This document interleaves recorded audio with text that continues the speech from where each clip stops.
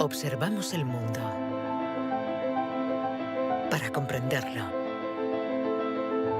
y para poder evolucionar. La inteligencia nos ha permitido forjar herramientas para comprender lo pequeño y lo infinitamente grande. Desde hace más de un siglo, psicólogos, biólogos, genetistas y neurocientíficos la diseccionan, la analizan y la miden. Hemos inventado los ordenadores y caminado sobre la Luna. Pero contrariamente a lo que podríamos creer, nuestra inteligencia individual no ha aumentado. Hoy en día, la ciencia explora las diferentes facetas de nuestra inteligencia. Pero, ¿saben en realidad los científicos qué es la inteligencia?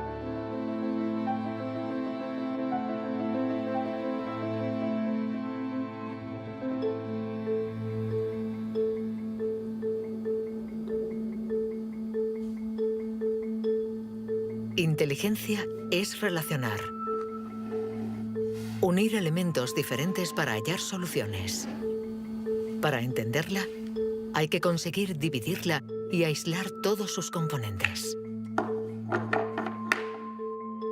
Los investigadores estudian sus diferentes facetas.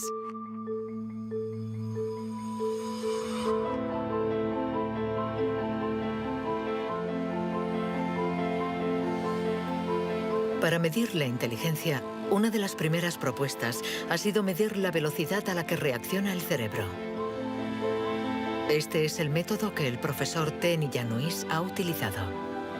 Él ha comparado nuestro tiempo de reacción con el de nuestros ancestros. Y los resultados de su estudio no nos favorecen.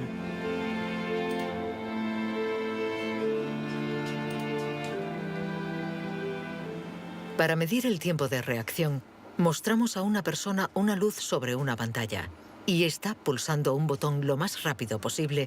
Debe decir si la luz aparece a la derecha o a la izquierda. No es un acto reflejo, sino una información simple que nuestro cerebro debe procesar. Estos estudios sobre el tiempo de reacción son muy antiguos. Muchos de ellos los llevó a cabo Francis Galton, primo de Charles Darwin, entre 1860 y 1880 en Gran Bretaña. Galton hizo pruebas a muchos miles de personas representativas de la población de la época. La gente tenía entonces un tiempo de reacción muy rápido.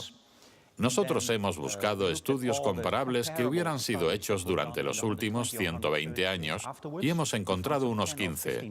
Al compararlos, hemos podido comprobar que durante los últimos 150 años la gente se ha hecho cada vez más y más lenta. Para el profesor Tenny Januis, inteligencia es velocidad. Y nuestro cerebro invierte como media 50 milisegundos más que el de nuestros bisabuelos a la hora de procesar una información simple. 50 milisegundos más puede sonar como un algo ridículamente breve. Pero si pensamos en las miles y miles de decisiones que debemos tomar cada día, y somos un poco más lentos en cada decisión, esto puede tener consecuencias muy, muy importantes.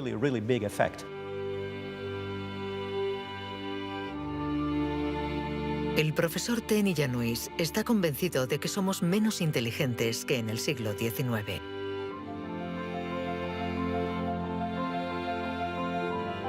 Y la prueba está en la increíble capacidad de invención de este periodo, marcado por una explosión de las innovaciones, de la creatividad, de las ideas.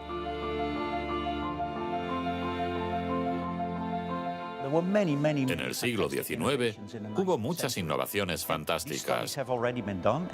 Hay estudios que muestran que el número de inventos por habitante era 4 veces mayor que hoy en día. El profesor Tenny Januis piensa que nuestra inteligencia está en declive desde hace por lo menos 150 años. Pero en el siglo XIX, Sir Francis Galton ya pensaba que los ingleses eran bastante menos inteligentes que los griegos de la antigüedad, donde no faltaban las mentes brillantes. Entonces, y los predecesores de los griegos, los hombres prehistóricos. Es extremadamente difícil medir su inteligencia. Sin embargo, en el Instituto Max Planck de Leipzig intentan responder a esta pregunta reconstruyendo el cerebro de nuestros antepasados de la prehistoria.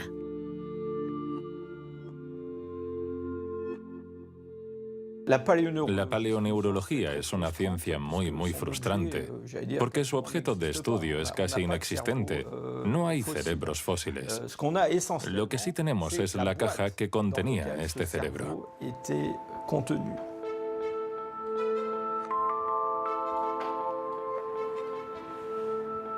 Al comparar nuestro cerebro con el del hombre prehistórico, los científicos han encontrado diferencias no solo en la forma, sino también en el tamaño. Algunos de estos individuos tenían un cerebro más grande que el nuestro. Sabiendo que todo lo que somos, todo lo que pensamos, nuestros recuerdos, la personalidad, las emociones, el lenguaje, todo depende de este órgano, entonces, ¿es que la inteligencia está relacionada con el tamaño? Sería absurdo pensar que no hay relación entre el tamaño del cerebro y la complejidad de los comportamientos, es decir, la inteligencia. Esto lo vemos en el reino animal. Los animales llamados más inteligentes, en particular los cetáceos y algunos tipos de delfines, por ejemplo, tienen cerebros muy grandes, con un gran número de neuronas. Por lo tanto, encontramos en ellos algo que también encontramos en los grandes primates y en el hombre.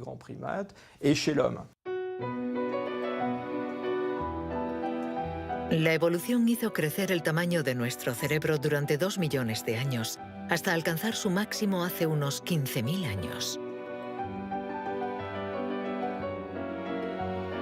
El hombre de Cro-Magnon, que pintó en la cueva de Lascaux hace unos 17.000 años, era un Homo sapiens como nosotros. Pero de todos los Homo sapiens, este era el que tenía el cerebro más grande. El tamaño de nuestro cerebro ha disminuido en comparación con el de este antepasado. Y según algunos investigadores, somos menos inteligentes que él.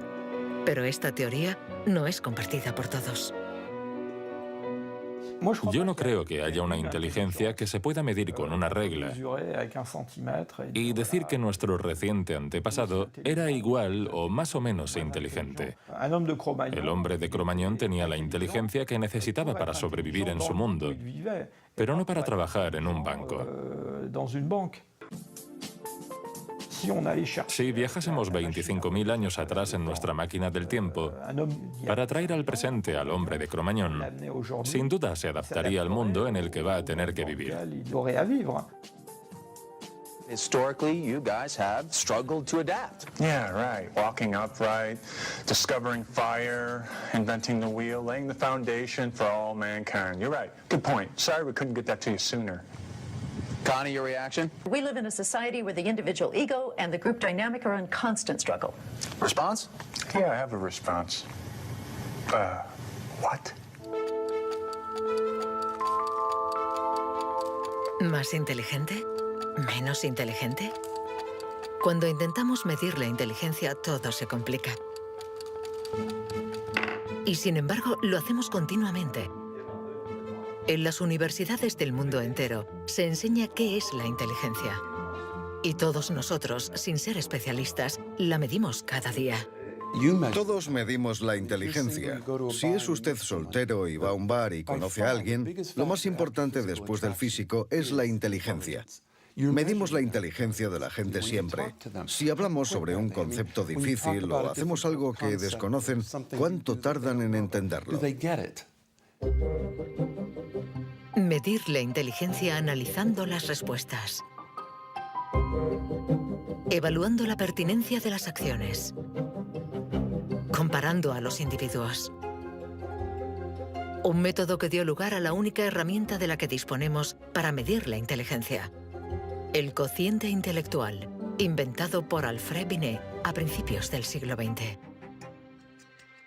Alfred Binet criticó bastante a los alienistas, los psiquiatras de la época. que hacían diagnósticos para juzgar la discapacidad intelectual, separando en grandes categorías: los idiotas, que tenían el grado más alto de discapacidad, después los imbéciles y luego los tontos. En opinión de Binet, sus juicios eran discutibles, muy difusos y diferentes de un psiquiatra a otro. Él pensaba que eran necesarios unos criterios objetivos y una única herramienta de evaluación basada en criterios científicos. En 1905, el Ministerio de Educación francés pidió a Binet que encontrara la manera de detectar a los niños con dificultades escolares. Él no tenía ninguna teoría sobre la inteligencia, pero observando a sus hijas, pensó que podría hacer una evaluación a partir del razonamiento, la capacidad de comprensión y la memoria. Lo que finalmente intentó hacer fue encontrar para cada grupo de edad los problemas característicos de ese grupo. Por ejemplo, les enseñaba una foto y les preguntaba qué representaba. Señaló que los niños de 3 años enumeraban lo que había en la imagen. Hay un señor, una señora, un banco, un árbol. Los de 7 u 8 años describían la imagen. Hay un señor y una señora sentados en un banco. Y por último, los de 12 años interpretaban la imagen. ¿Están tristes? ¿O bien el señor está enfermo? Y cosas así. Así, Binet desarrolló junto a Théodore Simon el primer test de inteligencia. Había nacido el clásico test de la edad mental. Es la relación entre la edad mental dada por el resultado del test y la edad real de la persona. La cifra se multiplica por 100 para obtener el cociente intelectual. Si un niño de 10 años resuelve las pruebas de uno de 12, será un niño adelantado y tendrá un cociente de 120. La idea era relacionar el rendimiento de un individuo con el de otros individuos comparables, es decir, los que están exactamente en la misma categoría de edad, la misma cultura, etc. Y, obviamente, partiendo de una serie de puntuaciones en la prueba para una edad determinada. El cociente intelectual es la posición de un individuo comparado con el rendimiento de otros que son como él o ella, es decir, de la misma edad. Le damos al cociente intelectual un poder exagerado, porque pretende medir una cualidad tan particular como la inteligencia. Es difícil resistirse a la tentación de medirse, de compararse. Lo que sí es un poco ridículo es lo que nos encontramos actualmente en Internet, como las páginas web que calculan nuestro cociente intelectual. La gente hace el test, se encuentra con una cifra y la interpreta. Y si, por ejemplo, esta cifra no es buena, pensamos que no somos inteligentes. Es absolutamente catastrófico. El 2. Es ridículo pensar que una cifra defina a una persona. El 4. El 3. Solo un psicólogo hará un test fiable del cociente intelectual. El 2. Ya que debemos saber cómo interpretarlo en relación con el pasado del individuo, su presente El 2 y el 3. y su personalidad. Este cociente mide la inteligencia, compara a las personas, pero nos permite saber si nuestra inteligencia ha evolucionado desde que Binet lo inventó hace más de un siglo. ¿Obtenemos mejores resultados en el test hoy? En Nueva Zelanda es donde por primera vez han respondido a esta pregunta. Allí, James Flynn ha hecho un descubrimiento sorprendente que los científicos de todo el mundo han bautizado como el efecto Flynn. El efecto Flynn supone el descubrimiento de que todas las naciones que entraron en la era industrial han obtenido mejoras considerables en los tests de cociente intelectual. He revisado toda la variedad de estas pruebas en 40 países, como en Francia, Holanda o Noruega, donde los jóvenes habían sido llamados al servicio militar. Se les ha dado cada año exactamente el mismo test, y las mejoras son muy evidentes. Hace 1 o 2 generaciones, la gente obtenía una media de 30 respuestas sobre 60. Hoy obtienen 45. Después de evaluar decenas y decenas de estudios, James Flynn ha mostrado que desde hace más de 60 años obtenemos mejores resultados en estos test. ¿Quiere esto decir que ahora somos más inteligentes que nuestros abuelos? Un cambio en el cociente intelectual no significa necesariamente un cambio en la inteligencia. Pongamos un ejemplo. Una persona hace hoy el test por primera vez. Si hace el mismo test al día siguiente, existe un efecto de aprendizaje. Su puntuación va a ser más alta, pero no quiere decir que se haya hecho más inteligente. Solo significa que se ha familiarizado con el test. El aumento del cociente intelectual se debe en gran medida al entorno, mejor alimentación y mejor educación. Nuestro cociente aumentaría de 2 a 3 puntos por cada año de escuela, y los años de escolarización han pasado de una media de 6 a principios del siglo XX a los 11 años de hoy en los países industrializados. Todos estos cambios añadidos han incrementado los resultados.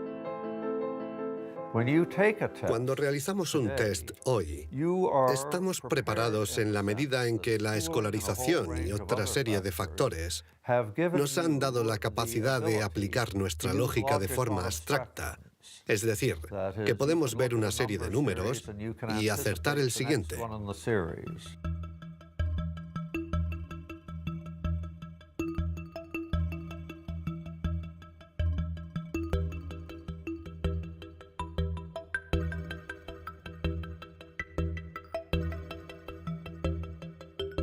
En cuanto a la inteligencia, no hay que fiarse de las apariencias.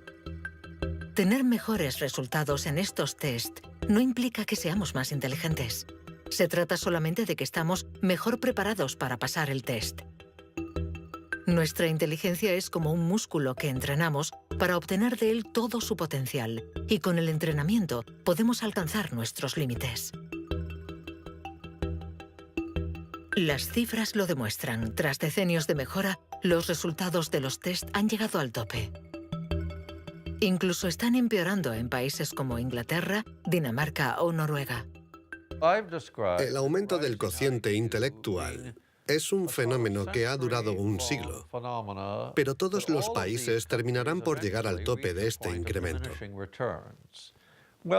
Sospecho que la educación formal ha abusado de la capacidad de manipular los conceptos abstractos y, a menos que se produzca una revolución de la pedagogía, los beneficios que ha producido la escuela van a tocar techo, ya que hoy en día casi todo el mundo está escolarizado.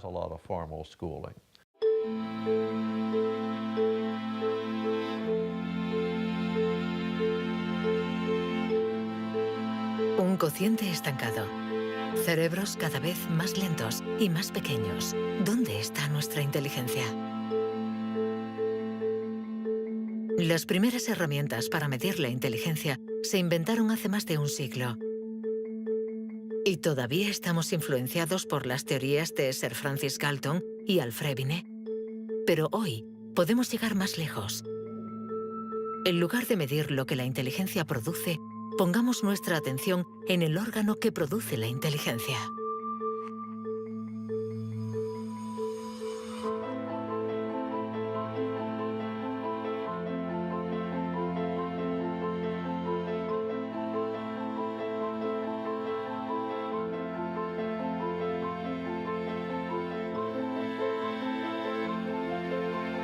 Richard Heyer es psicólogo y neurocientífico en la Universidad Irvine de California. Desde hace más de 30 años, intenta averiguar cómo es un cerebro inteligente.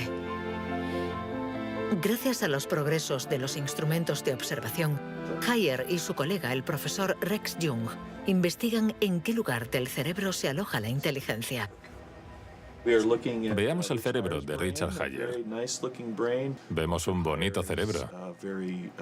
El doctor Hayer es una persona brillante e inteligente y vemos todas las regiones que sustentan su inteligencia.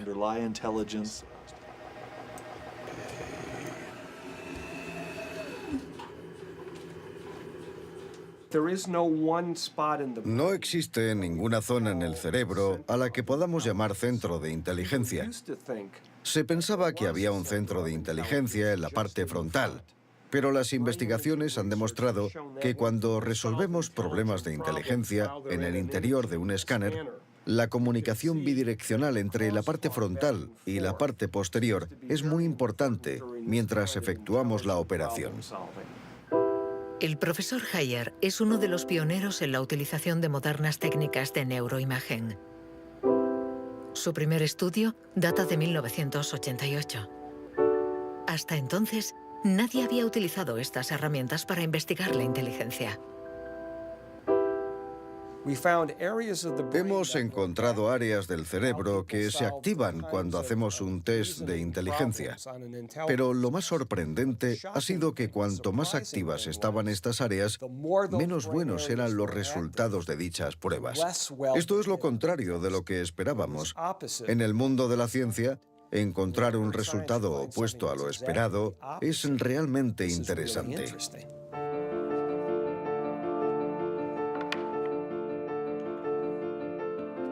Un cerebro inteligente no es un cerebro que funciona más, sino todo lo contrario. Es un cerebro que funciona menos. Esto es lo que llamamos neuroeficacia. Ser inteligente consiste en resolver un problema con el mínimo esfuerzo.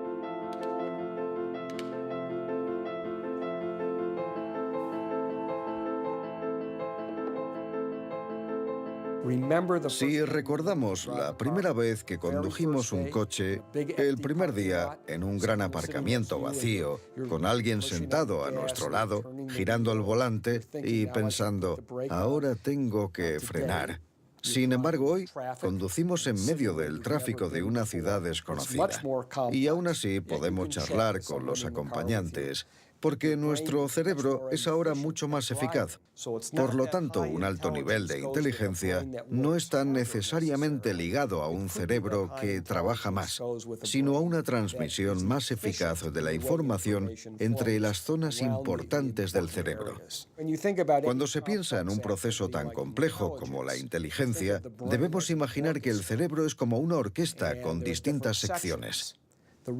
Pero el verdadero misterio está en cómo interactúan estas secciones, porque, como sabemos, esta orquesta no tiene director. Si el cerebro es una orquesta, entonces la inteligencia es la música.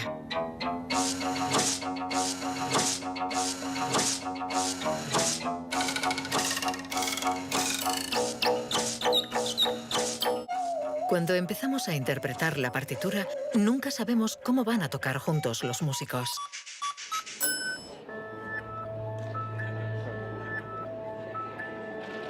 En la Universidad de la Sorbona, el profesor Olivier Houdet busca un director para esta orquesta.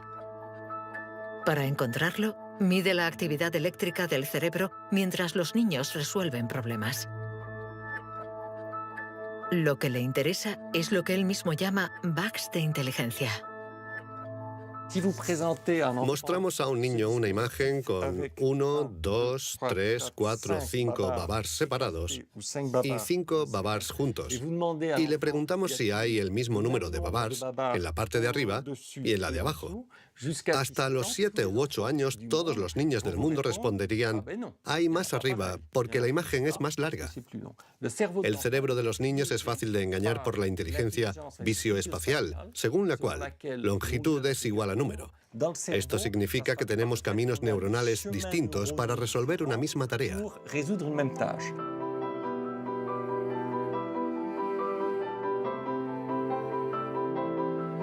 Contar o medir.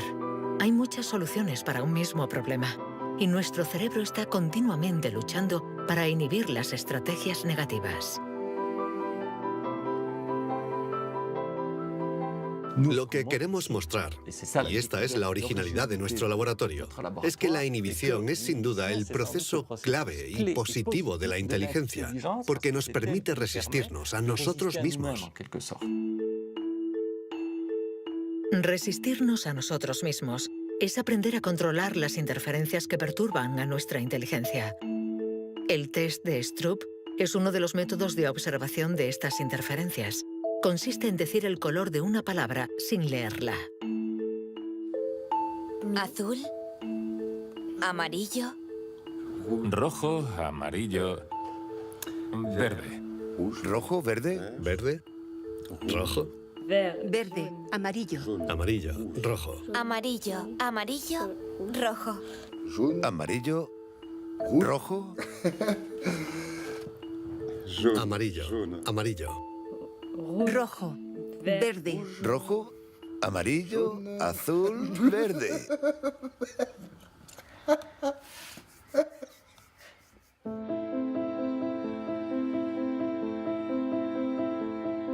Para resolver un problema usamos diferentes regiones del cerebro unidas entre sí, pero que a veces entran en competencia.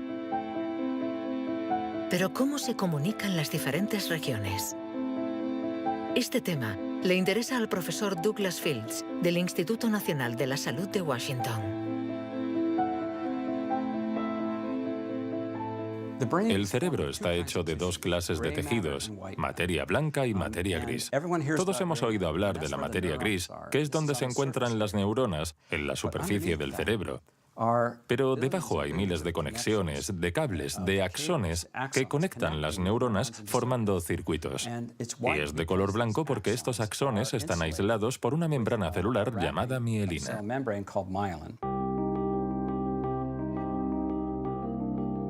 La mielina envuelve los axones y permite que la información circule de forma rápida y eficaz en el cerebro.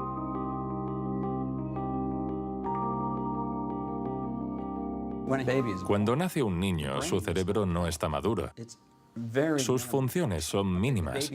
Un bebé no puede hacer casi nada. No puede alimentarse, su visión es muy limitada, no puede andar ni sujetar su cabeza. Esto se debe a que nuestro cerebro está siendo permanentemente moldeado por el entorno. Y una de las cosas más interesantes respecto a la mielina es que se forma después de nacer. La mielina es esencial para que la información circule de forma eficaz por el cerebro. Es esencial para nuestra inteligencia. Pero en la actualidad, la formación de la mielina está alterada. Barbara Demnex, endocrinóloga del Museo de Historia Natural de París, estudia cómo nuestra inteligencia está amenazada por uno de los azotes del siglo XXI. La contaminación. En cualquier parte del mundo donde vivas, estarás expuesto a ciertas sustancias químicas que interfieren en el funcionamiento de la hormona tiroidea. Esta es la hormona producida por la glándula tiroides que está en la base del cuello.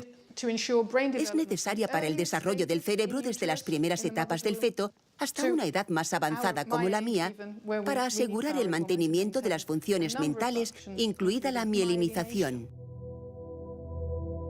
La Autoridad Europea de Seguridad Alimentaria ha analizado 297 pesticidas.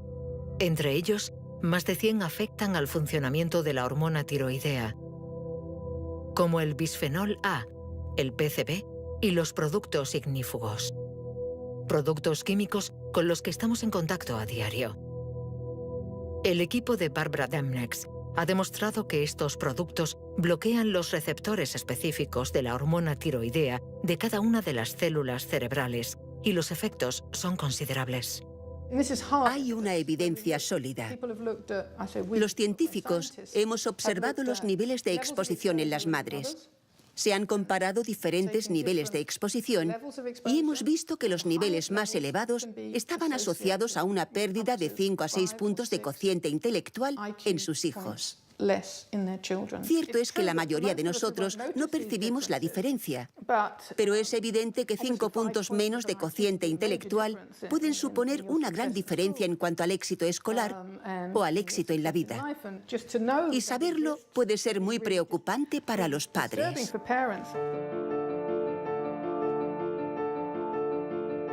Nuestra inteligencia nos ha permitido crear un mundo complejo, pero a costa de degradar el medio ambiente. Y podríamos estar pagando el precio si esta degradación afecta a nuestro cerebro, actuando, por ejemplo, sobre la mielina. Pero si este fenómeno se confirma, ¿qué haremos? Durante más de un siglo, hemos pensado que los procesos mentales se debían solo a la actividad eléctrica de las neuronas. Pero hoy, los neurólogos han comenzado a explorar nuevos campos. Tan solo el 15% de las células del cerebro son neuronas. El resto, el 85%, no se comunican mediante impulsos eléctricos. Las llamamos glía. Nuevos métodos nos han permitido ver, para nuestra sorpresa, que las células gliales se comunican entre ellas y con las neuronas sin electricidad. Esto es un punto de partida fascinante, porque supone un cambio fundamental de conceptos respecto al funcionamiento del cerebro a nivel celular. Células gliales. Células mucho más numerosas que las neuronas y que forman su entorno. Algunas fabrican la mielina. Otras alimentan a las neuronas y las protegen. Estas se denominan astrocitos. Y un descubrimiento inesperado indica que los astrocitos juegan un papel en la inteligencia. Todo comenzó con un genio. En abril de 1955, en el Hospital Princeton de New Jersey, el patólogo Thomas Harvey dirigió la autopsia de Albert Einstein. El 18 de abril, a las 8 de la mañana, decidió robar el cerebro del hombre considerado como la encarnación del genio. Pretendía examinar este preciado órgano para encontrar el secreto de la inteligencia. Después de esconderlo en su casa durante 27 años, autorizó a otros científicos a examinarlo. Estos descubrieron en el cerebro de Einstein lo que podría ser el secreto de su inteligencia. El cerebro de Albert Einstein fue examinado para ver qué era lo que lo hacía más inteligente, y no pudieron encontrar ninguna diferencia en el número de neuronas ni en el tamaño. No había nada, excepto que su cerebro tenía más astrocitos. Esto llamó la atención de mucha gente sobre el papel de los astrocitos en la inteligencia. Los astrocitos. Células gliales identificadas hace más de un siglo. Aunque en los últimos años, los científicos han comprendido que su función no era mucho más compleja de lo que imaginaban. Los astrocitos sirven para muchas cosas. Controlan la sinapsis, controlan el flujo sanguíneo en el cerebro, alimentan a las neuronas, reaccionan a las heridas.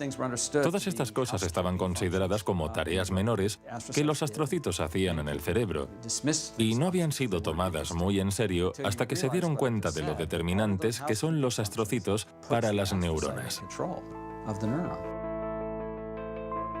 Un astrocito humano controla cientos de neuronas, muchas más que, por ejemplo, un astrocito de ratón. Basándose en esta observación, un equipo de la Universidad de Rochester ha realizado un experimento fascinante. Para entender mejor la inteligencia humana, han decidido cruzar la barrera de la especie y han trasplantado astrocitos humanos en el cerebro de un ratón.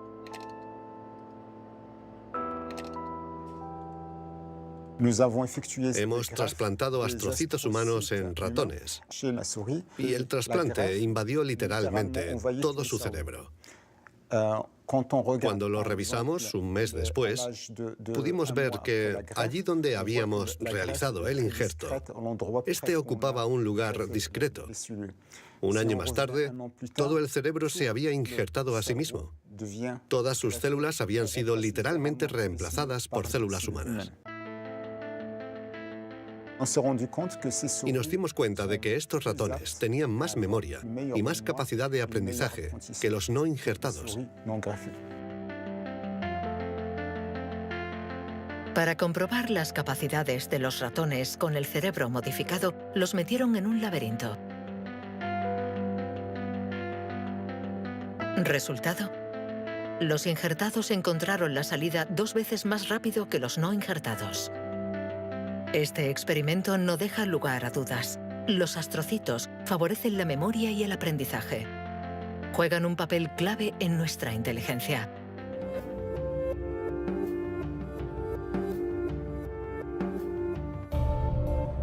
La inteligencia se refleja en el funcionamiento del cerebro. Pero ¿cómo se explica la diferencia entre las inteligencias de nuestros colegas, amigos o padres?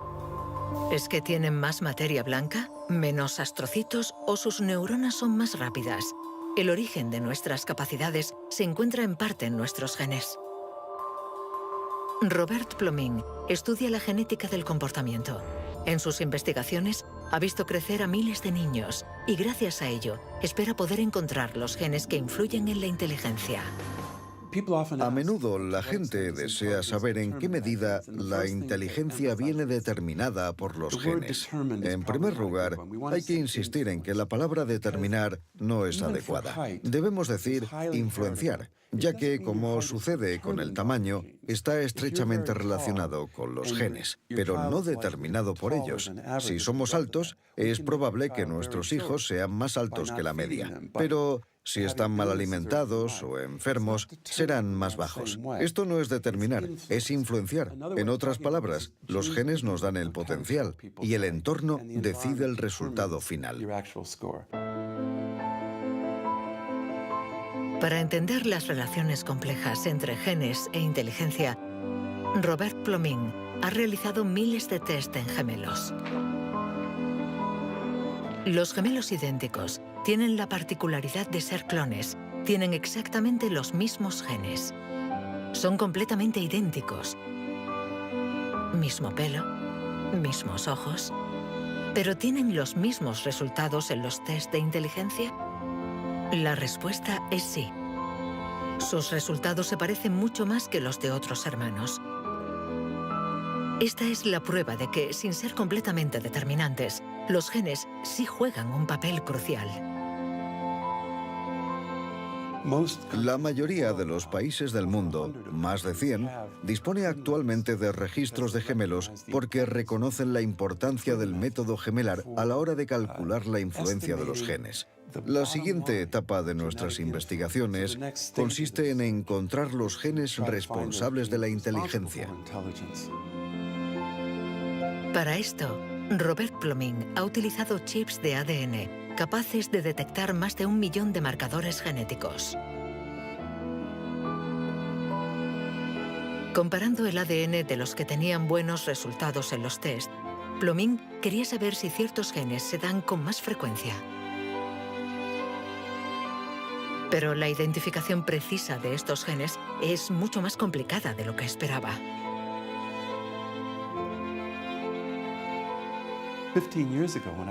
Hace 15 años, cuando comencé a buscar los genes de la inteligencia, nadie imaginaba que sería una tarea tan difícil.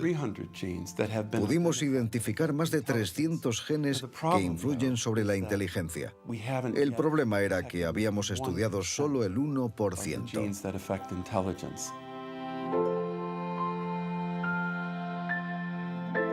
La inteligencia está influenciada por la interacción de muchos miles de genes que conforman una red increíblemente compleja.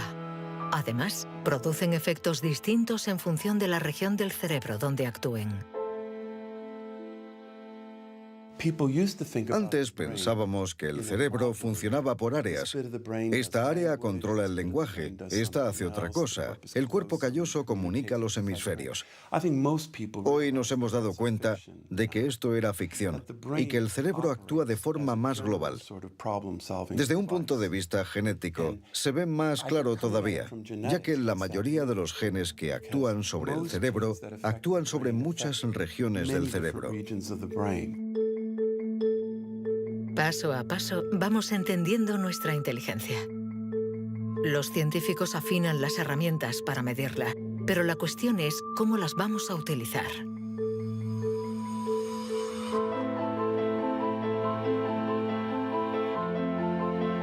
La inteligencia es lo que mejor predice nuestro nivel de estudios o nuestro empleo. Por lo tanto, hablar de la inteligencia es delicado, ya que tendemos a valorar, clasificar y jerarquizar, con el riesgo a equivocarnos que conlleva. El error de razonamiento está en considerar que la inteligencia puede ser esencialmente hereditaria. Y esto nos ha llevado a divagaciones, en mi opinión, total y absolutamente ridículas. Por ejemplo, en 1924, creo, se votó en Estados Unidos una ley que restringía la inmigración mediante cupos, porque en los test daban resultados menos buenos. Y se suponía que los inmigrantes eran hereditariamente menos inteligentes. Se limitó, pues, su entrada al país para evitar un descenso en la media. Como sabemos, entraban por la isla de Ellis, frente a Nueva York, donde muchos de ellos eran devueltos, sobre todo aquellos que se anticiparon al auge del nazismo. Pienso especialmente en los judíos de Europa del Este que fueron expulsados por razones absolutamente estúpidas. Durante mucho tiempo, creímos que nuestro origen era determinante y que nuestra herencia controlaba nuestras vidas. Después, por suerte, la ciencia ha abandonado esta visión determinista. Pero la inteligencia es algo especial. Un tema tan sensible que los pasos en falso han marcado su historia. William Shockley, físico visionario y premio Nobel por su descubrimiento del transistor, resultó menos brillante en sus estudios sobre la inteligencia. Dr. Shockley, if you could answer it yes or no, I would appreciate it. Do you believe that black people are inferior in intelligence because of their heredity? What I say is this. My research leads me, and it's a tragic conclusion, really, my research leads me inescapably to the opinion that the major cause of the American Negro's intellectual and social deficits is hereditary and racially genetic in origin, and thus not remediable to a major degree by practical improvements in environment. Then what do you see as the solution to the problem? I would propose that you would offer a bonus to everyone to be sterilized. The offer is based upon the best estimates, best scientific estimates that one can have of any genetically carried disabilities. 1974, prácticamente ayer. Una época nada lejana. Algunos utilizaban el cociente intelectual para justificar su racismo y excluir lo diferente. Joseph Skobanek sufre el síndrome de Asperger, una forma de autismo compatible con un cociente elevado. Graduado en ciencias políticas, doctor en filosofía y escritor, con 6 años no hablaba una palabra. Hoy habla 7 idiomas, entre ellos el hebreo, el árabe, el persa y el azerí. Yo formaba parte de esos niños cuyo destino era la basura. Durante mucho tiempo nos dijeron que las personas autistas eran deficientes intelectuales. Autismo llegó a ser casi sinónimo de discapacidad intelectual. Sin embargo, hoy sabemos que esto no es así. Toda sociedad humana necesita una jerarquía. Necesita gente que marque la diferencia. Y tendemos a resumirlo todo bajo un criterio único. En Estados Unidos, la calidad humana y las jerarquías se definen por el cociente intelectual. En Francia puede ser cualquier concurso administrativo. En la China imperial eran los famosos exámenes del mandarín. Pero todo esto reposa sobre una idea central y, sin embargo, errónea, la de que hay una única escala para medir la inteligencia de la humanidad. Y todo aquel que predica estas teorías se sitúa a sí mismo en lo más alto. La inteligencia como escala única de la humanidad. ¿Pero se puede definir lo humano desde una sola dimensión? ¿Podemos ser definidos tan solo por la inteligencia cuando ella misma tiene tantas facetas distintas?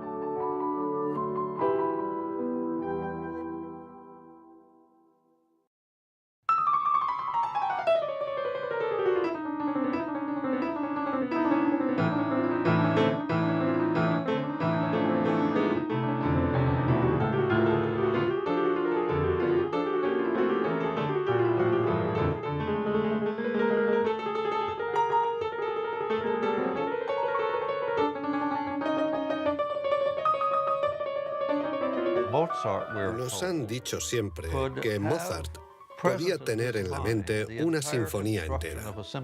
Cuando escuchamos una sinfonía, debemos seguirla a medida que se desarrolla en el tiempo. Sin embargo, él la veía en su totalidad. Viene a ser la clase de complejidad mental de un matemático cuando tiene en mente 7 u 8 fórmulas y conoce todas las conexiones posibles entre ellas. Pero siempre podemos argumentar.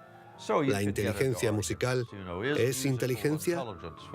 No importa. Lo que importa es que existe y que aquellos que la poseen no tienen necesariamente un cociente intelectual elevado.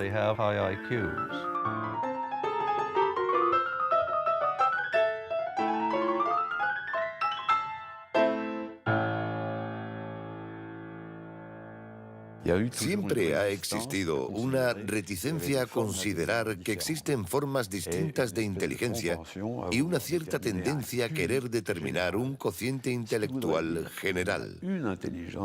Una única escala de inteligencia donde podemos situarnos por encima o por debajo.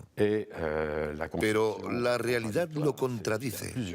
Existen numerosas formas de inteligencia y podemos tener un nivel muy alto en algunas de ellas y un bajo nivel en otras. Esta idea estaba en los primeros estudios sobre la inteligencia. Hoy, los científicos ya han aceptado que sea cual sea el método utilizado, no van a conseguir medir la inteligencia con una escala única.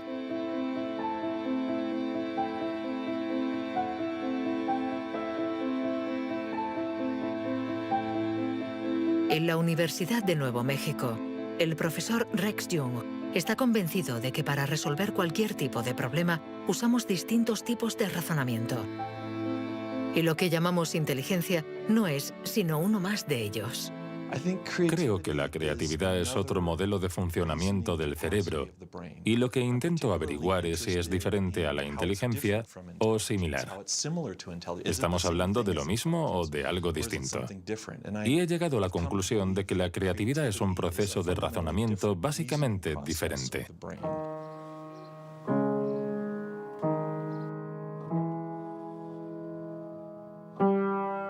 Leer una partitura es ser inteligente utilizando nuestros conocimientos.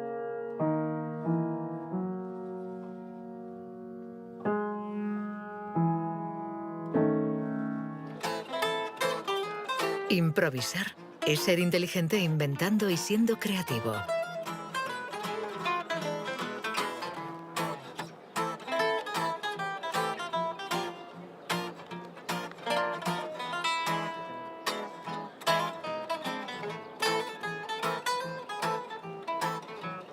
Un músico puede ser a la vez inteligente y creativo, un sujeto de estudio ideal.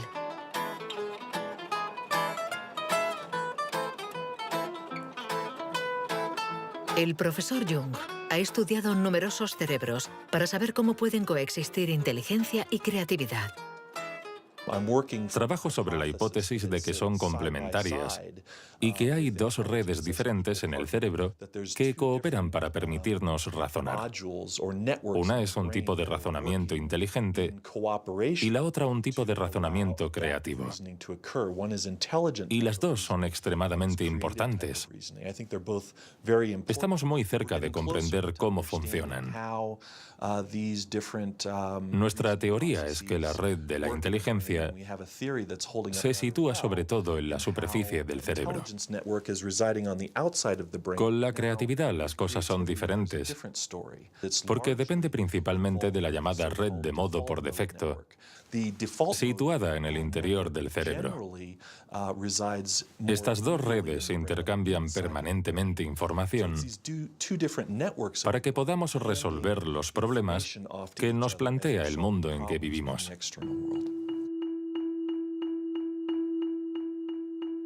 Todos hemos experimentado esa sensación de una idea que surge de no se sabe dónde con la fuerza de la evidencia. Lo que nos revelan los neurocientíficos es que la forma de razonamiento inventivo creativo es una única forma de razonamiento. ¿Podemos ser inteligentes sin ser creativos? ¿O creativos sin ser inteligentes? ¿Esta cuestión tiene sentido? Para evolucionar de forma inteligente, ¿no necesitamos todos los recursos de nuestra mente? No podemos ser creativos, por ejemplo, en física, si solo tenemos formación en física. Para ser creativos en física, necesitamos estar educados en ese universo extraño y poder utilizar y reutilizar los mecanismos mentales que hemos aprendido en otros contextos. El problema de las investigaciones estériles es que se encierran en su burbuja y no dan ni reciben información. Por el contrario, las personas creativas son aquellas que importan ideas de un universo a otro.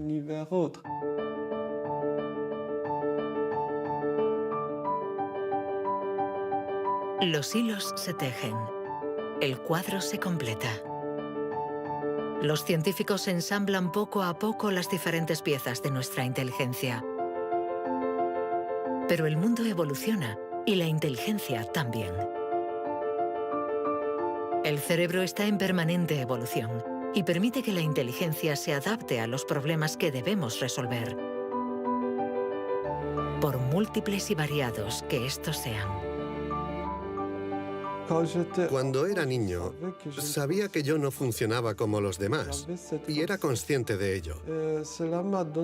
Esto me hizo reflexionar y me llevó a imaginar un mundo plural. Un mundo donde no hubiera una única forma de clasificar y de medir, sino muchas. Lo que quiero decir es que la verdadera inteligencia humana no está en pensar de forma plural y saber tener en cuenta distintas formas de entender el mundo y no solo una.